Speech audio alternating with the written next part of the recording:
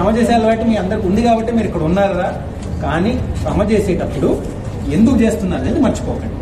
ఈ సమాజానికి ఇది చేస్తానని రోజు రోజు మనసును గుర్తుపెట్టుకోండి. ఇప్పుడు నువ్వు పరిగెత్తేటప్పుడు కింద పడితే ఏం చేయాలి?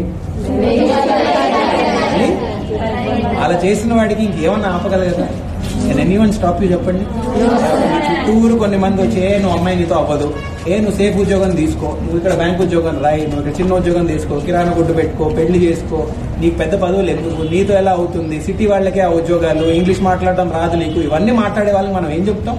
నీ జీవితం నువ్వు చూసుకోరా, నా జీవితం నేను చూసుకుంటామని చెప్తా కదా. చేస్తారు కదా. వెనక పడతారా ఎవరన్నా? పాటిస్తారా? బెస్ట్ లక్ రా. మీరు ఎంత ఎదిగితే అంత సంతోషం రా. మాకు మీకు కావాల్సిందంటే మీ ప్రిన్సిపల్ గారు అన్న ముందు నుంచి మీ అండగా ఉన్నారా? 10 సార్లు అన్న చెప్పుంటాడు, సమయం లేక రాలేపోయా, రావాలి సార్ మీరు, రావాలి సార్ మీరు, రావాలి సార్ మీరు. కంప్యూటర్లు పెట్టింది మీ అన్న, ప్రిన్సిపల్ గారితో మాట్లాడి ఇవన్నీ సౌకర్యాలు తెచ్చింది మీ అన్న. నిజంగా ఒక అన్నలాగా ఉన్నాడు రా మీతో. చూడండి బాగా ఎదగాలరా. మీ వయసులో ఒక మొక్కలాగారా మీరు. మొక్క నాటినప్పుడే దానికి నీళ్లు ఎరువిస్తే ఎదుగుతుంది. వయసు గడిచిన తర్వాత అది సన్నగా చెట్టు అయిన తర్వాత ఎంత వేసినా ఎదగదండి. మీ వయసు అలాంటిది. ఇప్పుడే మీరు చూసుకోవాల్సింది కొంచెం ఎక్సర్సైజ్, కొంచెం ఫుడ్, అవి కూడా ఇంపార్టెంట్. చదువుతో సహా మేనేజ్ చేసుకోండి. ఇంకేం కావాలరా మనకి ఇక్కడ? Any other requirement?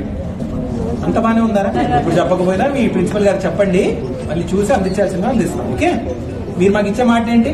అద్భుతంగా చదువుతారు, చిన్న ఆలోచన వద్దు, చిన్న ఆశలు వద్దు, అన్నిటికన్నా పెద్ద పోస్ట్, అన్నిటికన్నా పెద్ద ఉద్యోగం ఏం చేయగలరు, అదే మీ టార్గెట్.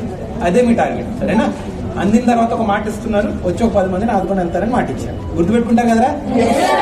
వస్తువులు అక్కడ అందరికీ సంతోషం. మళ్ళీ ఒకసారి కలుగుతుంది. సరేనా?